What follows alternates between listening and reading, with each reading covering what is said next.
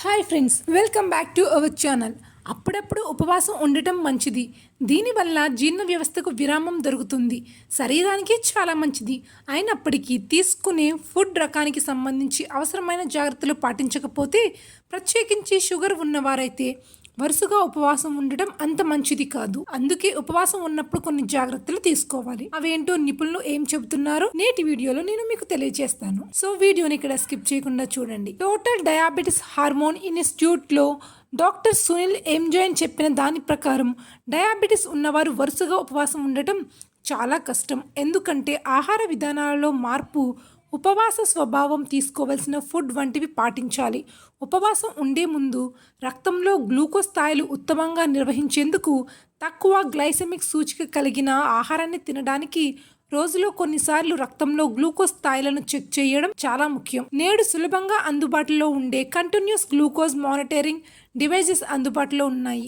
ఈ పరికరాలు instant glucose స్థాయిలు ఎలా ఉన్నాయో మీకు చూపుతాయి, గ్లూకోజ్ స్థాయిలు ఎక్కడికి వెళ్తున్నాయో చూపుతాయి. ఇది మనకు తెలియడంతో పాటు సరైన ఆహారాన్ని తీసుకోవడంలో కూడా ఎంతగానో సహాయపడుతుంది. ఆహార నియంత్రణలు, మార్చబడిన ఆహార విధానాల కారణంగా రక్తంలో చక్కెర స్థాయిలు హెచ్చు తగ్గులకు గురయ్యే అవకాశం ఉంది. అందువల్ల ఉపవాసం కోసం మీరు షెడ్యూల్ గురించి ఫ్యామిలీ డాక్టర్తో మాట్లాడడం చాలా ఇంపార్టెంట్. ఇందులో ఉపవాస రోజుల సంఖ్య, తినే ఆహార క్వాంటిటీ, సమయాలు, ఏం తినాలి అనే వివరాలు ఉంటాయి.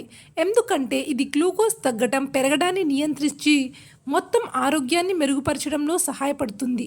రక్తంలో గ్లూకోజ్ స్థాయిలను నియంత్రించడంలో సహాయపడే విటమిన్ సి, యాంటీ ఆక్సిడెంట్లు, ప్రోటీన్స్, ఫైబర్ అధికంగా ఉండే ఫుడ్ని ఎంచుకోవచ్చు. ఇందులో ఫ్రై చేసిన మకానా, నట్స్, గుమ్మడి కట్లెట్స్ ఉపవాస సమయంలో తినడంలో కడుపు నిండుగా ఉంటుంది.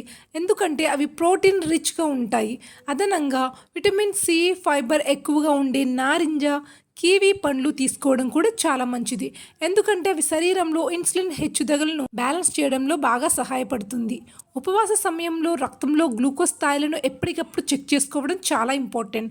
ఇంట్లో గ్లూకోజ్ మానిటరింగ్ సిస్టమ్ను ఉంచడం వల్ల మీ గ్లూకోజ్ స్థాయిలను ఎప్పటికప్పుడు ట్రాక్ చేయడంలో మీకు సహాయపడతాయి.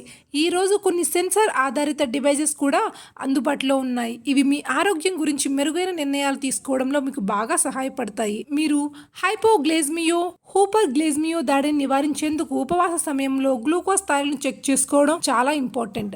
షుగర్ ఉన్నవారు ఉపవాస సమయంలో డీహైడ్రేషన్ సమస్య ఎదుర్కొంటారు.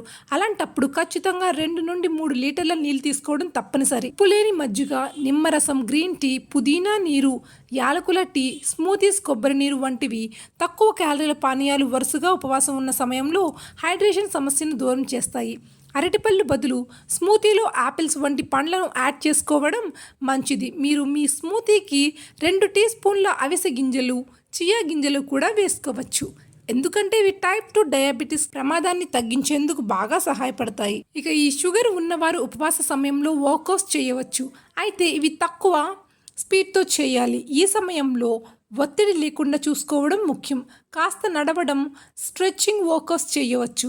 అదేవిధంగా షుగర్ ఉన్నవారు ప్రోటీన్స్, సరైన కార్బోహైడ్రేట్స్ కలయికతో ఎక్కువ రోజులు ఆరోగ్యంగా ఉంటారు. అలాంటిది మీరు dry fruits, milk shake, cottage cheese క్యూబ్స్తో చేసిన ప్యాన్ కేక్ని కూడా తినవచ్చు.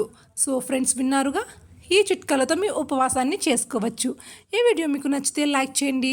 మరిన్ని హెల్తీ టిప్స్ కోసం మా ఛానల్ని సబ్స్క్రైబ్ చేసుకుని ప్రతిరోజు మేము అందించే వీడియోస్ని మీ ఫోన్లో నోటిఫికేషన్స్ ద్వారా పొందండి. Thanks for watching.